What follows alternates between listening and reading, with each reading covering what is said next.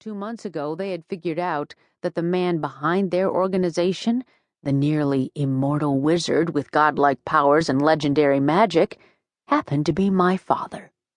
They had some difficulty with that development, so the vampire wasn't for me. Still, I knew most of the people's patrol routes, and this undead was definitely off course. Where the hell was it going? No, not my circus, not my undead monkeys.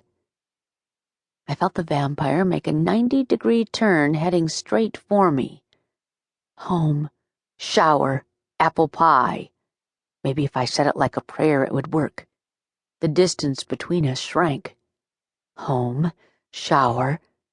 An undead leaped off the roof of the nearest 2-story house and landed on the road next to me, gaunt, each shallow muscle visible under the thick hide, as if someone had crafted a human anatomy model out of steel wire and poured a paper-thin layer of rubber over it. Damn it! The undead unhinged its mouth, and Gastek's dry voice came out. "You're difficult to find, Kate." Well, well. The new head of the People's Atlanta office had come to see me personally. I'd curtsy, but I was too tired to get off my donkey, and the sword on my back would get in the way. I live in the suburbs and come home almost every night. My business phone number is in the book. The vampire tilted its head, mimicking Gastek's movements. "You're still riding that monstrosity?" "Feel free to stomp on him," I told Cuddles. "I'll back you up."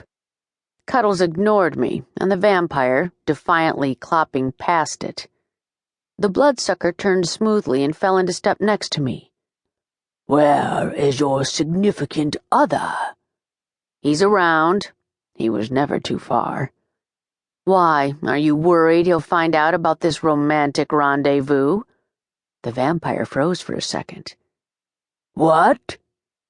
"You're meeting me in secret on a lonely street in the middle of the night." Gastek's voice was so sharp, if it were a knife, I would have been sliced to ribbons. "I find your attempts at humor greatly distressing." Hee hee. "I assure you, this is strictly business." "Sure it is, sweet cheeks." The vampire's eyes went wide. In an armored room deep in the bowels of the People's Casino, Gastek was probably having a heart attack from the outrage. "What are you doing out in my neck of the woods?" "Technically, the entire city is your neck of the woods," Gastek said. "True. 2 months ago, my father had decided to dramatically claim Atlanta as his own domain. I tried to stop him in an equally dramatic fashion. He knew what he was doing. I didn't, and I ended up accidentally claiming the city in his stead. I was still fuzzy on how exactly the claiming worked, but apparently it meant that I had assumed guardianship of the city, and the safety of Atlanta was now my responsibility.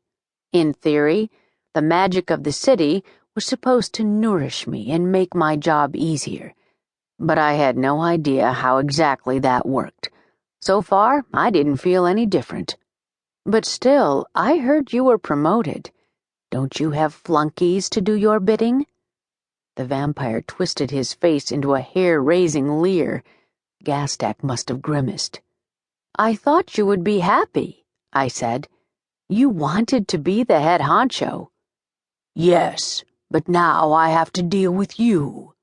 He spoke to me personally." He said "he" with the kind of reverence that could only mean Roland, my father. "He believes that you may hesitate to kill me because of our shared experiences," Gastek continued, "which makes me uniquely qualified to lead the people in your territory." Showing how freaked out I was about having a territory would severely tarnish my city guardian cred.